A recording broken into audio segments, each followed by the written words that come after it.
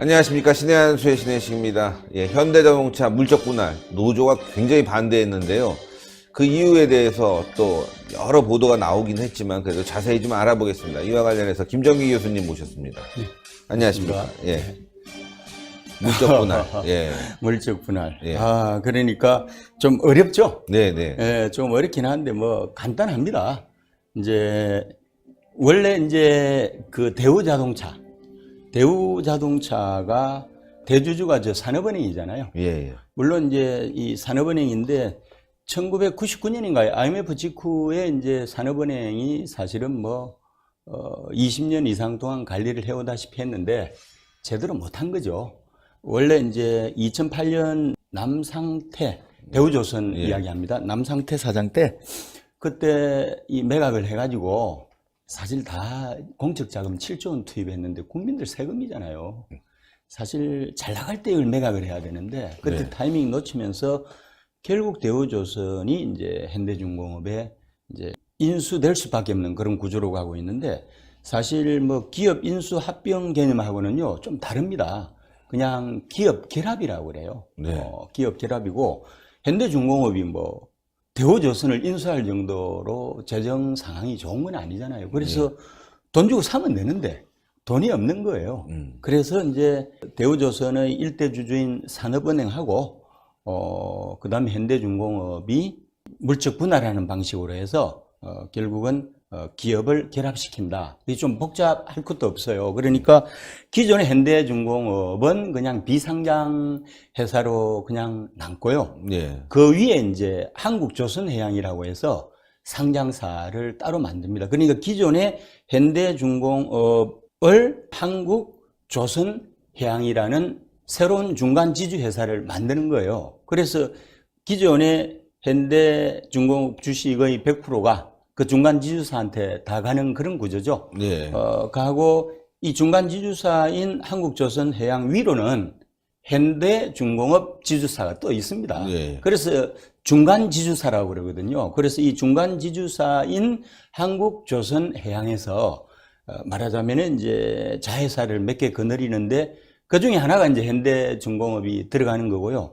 이 현대중공업은 주식이 다 중간 지주 회사에 넘어가 버리기 때문에 비상장 회사로 남는 거예요.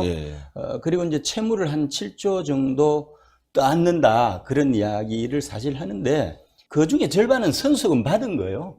선수금 받은 거 빼고 나면 그것도 아니고 또 자본금이 한 6조 정도 되니까 실제로 부채 비율이 100%라고 하는데 선수금 받은 거 치고 나면은 부채 비율이 한 50% 선 정도로 줄어든다고요. 그러니까 노조에서 이야기하는 거는 전혀 맞지 않는 이야기고요. 그래서 일단 이런 식으로 해서 이제 이 법인이 물적 분할이 단행된 것이 지난번에 그 울산을 완전히 전시 상황으로 만들었던 그 현장, 주총 온갖 불법과 탈법이 난무했던 그 현장. 어쨌건 거기서 주총을 통과를 해서 상황은 끝나버린 거죠. 그렇게 하면서 이제 그 중간 지주사인 한국조선해양이 비상장 회사인 현대중공업, 그 다음에 새로 인수한 대우조선, 그 다음 기존에 또 미포조선이라고 있잖아요. 현대미포조선하고 또 하나는 현대사모중공업까지 해서 자회사를 4개 거느리는 그런 구조로 가는데 사실 그러면은 노조가 왜 이렇게 극렬 반대를 할까요? 아니, 이거는 사실 회사도 위기를 느끼고 국가도 위기를 느껴서 회사 국가 차원에서 구조조정을 단행한 거거든요. 대우가 20년 동안 공적 자금 투입해서 우리 국민 돈 7조 원을 까먹었던 기업입니다. 이거를 동종업체에서 인수를 해서 잘 가겠다는 거잖아요. 옛날에 IMF 때 현대차가 기아차 인수해서 현대기아차 그룹이 탄생했잖아요. 잘하고 있잖아요. 그래서 대우조선 인수해서 저는 잘 나갈 거라고 생각합니다. 대우조선이 힘들어졌던 게요, 과다한 이 출혈 경쟁이에요. 그러니까 이제 저가 수주 경쟁이 있잖아요.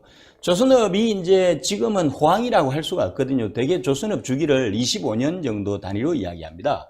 2040년 되면 또 조선업이 또 호황이 와요. 지금은 조금 어려운 시기입니다. 이 어려운 시기에 같이 살자고 하는 거거든요. 이렇게 기업 결합을 통해서 회사나 국가는 한국 조선의 경쟁력을 강화하고 그 다음에 현재 고용을 경쟁력이 강화되면 고용이 유지가 되잖아요. 네네. 그렇게 해서 밥그릇을 계속해서 챙겨주겠다는데 이놈의 노조는 들고 일어나잖아요. 그러니까요. 이 사람들이 생각하는 거는 구조조정이에요. 이렇게 해서 가다가 어느 순간에 어려워졌을 때 구조조정해서 결국 생산직만 대상이 되는 거 아니냐. 그리고 또 이런 것도 있어요. 한국조선해양이 중간 지주사가 되는데 본사가 서울이 돼요. 예, 본사 서울로 옵니다. 예, 비상장 업체로 남는 현대중공업 본사는 이제 생산 제조 공장으로서 울산에 남게 된다. 그래서 이제 R&D라든지 설계라든지 그 다음에 이제 영업이라든지 조달이라든지 뭐 등등 그 헤드쿼터에서 할 일들이 많잖아요. 경영기획 이런 것들이 전부 다 이제 서울로 온다는 거죠. 그럼 우리는 뭐냐? 뭐 생산자로서 역할밖에 없지 않느냐. 그리고 송철은 울산시장이 오바에 오바를 해가지고 삭발투쟁까지 했잖아요. 예. 도대체 이 나라에 정부가 있는 겁니까? 그러니까요. 노조 파업에 연대해가지고 왜 그랬을까요? 노조 때문에 됐잖아요. 노조 때문에 송철은도 됐고 노조 때문에 문재인 신화창조도 되지 않았습니까? 그러니까요. 빛이 있으니까 결연한 수성 의지를 보여주는 거예요. 또 뒷이야기는 본사가 서울로 가면은 법인세 200~300억 걷던 거 서울로 가버리잖아요. 그렇죠. 그러니까 울산시 재정에 또 일정 부분 마이너스를 처리한다 해가지고 이제 온몸으로 저항을 한 것인데 사실 큰 틀에서 국가를 봐야 되고 큰 틀에서 기업을 봐야 되는데 이렇게 이제 강력단체장이라는 자가 근시안적인 이 생각을 가지고 이 삭발투쟁을 해놓고 그 다음에 노조 현대중공업 노조 지원을 금속노조 지원을 받잖아요. 우리나라 금속노조가 얼마나 괴물인지 아세요? 현대차를 비롯해서 자동차 조선을 주축으로 해서 그 다음에 또 소속된 게 저것도 있어요. 공공운수노조라는 게 있어요. 공공기관 운수가 뭐예요? 철도가 들어가잖아요. 그 다음 보건의료 노조 탑3입니다. 괴물 같은 존재들이에요. 얘들이 민노총을 좌지우지하는데 최고 센 게 금속노조입니다. 네. 금속노조가 뒤에서 다 조정하고 다 시나리오 짜고 그렇게 하는 거 아니에요. 이런 과정에서 온갖 탈법이 난무하고 있잖아요. 불법이 난무하고 있는데 네. 우리나라 경찰은 있습니까? 아니 법원에서 가처분 인용을 했잖아요. 그러면 법원의 명령에 따라서 법집행기관이 행동을 해야 되는데 손 놓고 있잖아요. 옛날에 1965년부터 시작된 10년 전쟁 중국의 문화혁명 때 홍위병하고 똑같아요. 그때 당시에 공안부장 우리로 치면 경찰청장인데 중국은 셉니다. 공안국가니까. 네. 부총리급이에요. 국무위원이고 우리가 말하는 대법원장 있죠. 네. 대법원장이 장관급이에요. 그런데 공안부장이 부총리급입니다. 센 자리인데 그때 공안부장이 물었어요. 공안부장한테. 아니 홍위병들이 이렇게 미쳐 날뛰다가 사람을 죽이면 어떻게 되느냐. 그는 그들끼리 일이다. 국가가 간섭할 일이 아니다. 네. 지금 대한민국의 경찰이 중국 문화혁명 시대 강기로 가득 찼던 문화혁명 시대에 중국 공안과 다를 바가 없습니다. 방관하고 있어요. 네. 정말 나쁜 사람들이죠. 그렇죠. 공권력이 그러니까 국민들로부터 대우를 못 받는 거예요. 그래서 참 답답하고요. 그런데 이제 갈 길이 멀죠. 일단 기업 결합이 이제 되기는 됐잖아요. 주총 통과했으니까. 네. 그 다음에 이제 결합 대상인 피결합 대상인 대우중공업 실사를 가야 되잖아요. 거기서 이제 이 실사 결과가 나오게 되면 이제 공정거래위원회에서 최종적으로 이제 이 기업 결합을 이제 승인을 하는 거죠. 그런데 또 국제사회가 만만치는 않을 겁니다. 네. 특히 이제 뭐 일본, 뭐 중국, 미국도 있지만은 EU가 강력 반발할 수가 있어요. 독점금지법이라는 게 있잖아요. 지금 현재 이런 식으로 이제 현대하고 이제 대우가 기업 결합을 하게 되면은 현대가 13.9%, 대우가 7.3% 해가지고 전 세계 시장의 21.2%를 이 새로운 공룡 조선 기업이 이제 차지하게 되잖아요. 이건 네. 오케이입니다. 그런데 지금 그 조선업에서 고부가 가치 업종이 LNG입니다. 네. 액화 천연가스 운반선 있잖아요. LNG 운반선은 기술적인 노하우가 필요하거든요. 그래서 우리 현대하고 대우가 세계 시장에서 점유하는 비율이 60%가 넘습니다.